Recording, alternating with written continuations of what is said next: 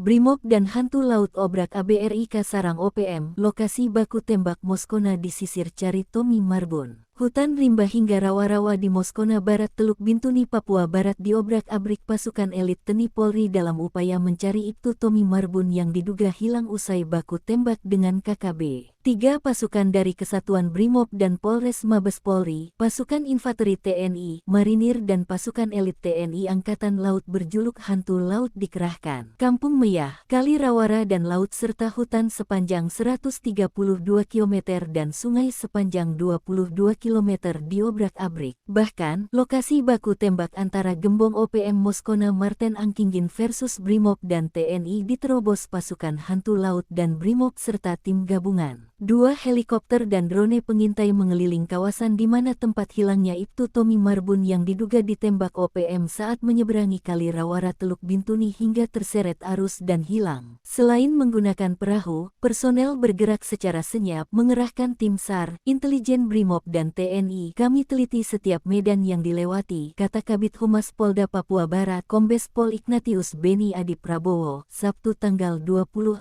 April tahun 2025. Menurut Ignatius, zona ini merupakan zona hitam tempat KKB bersembunyi dan melarikan diri usia beraksi. Sebab kawasan Moskona memang terdiri dari hutan pepat dan lebat serta perairan yang sulit ditembus. Selain itu kami mengecek menggunakan heli dan drone, semua kami lakukan dengan detail dan waspada, karena KKB bisa saja memanfaatkan situasi, jelasnya. Menurut Ignatius, total 510 personel dikerahkan, terdiri 155 personel Mabes Polri, 191 personel Polda Papua Barat, 74 personel Polres Teluk Bintuni, 16 personel Kodam Kasuari, dan 6 personel Kodim 1806 Teluk Bintuni. Selanjutnya, 19 personel Basarnas dan 30 personel Satuan Tugas Yonif 642 Kapuas, 4 personel pasukan marinir ketiga Sorong dan pasukan elit TNI Angkatan Laut, dan 15 personel pemerintah Kabupaten Teluk Bintuni. Lalu Satgas Intelijen, Satgas SAR, Satgas Tindak dan Satgas Humas.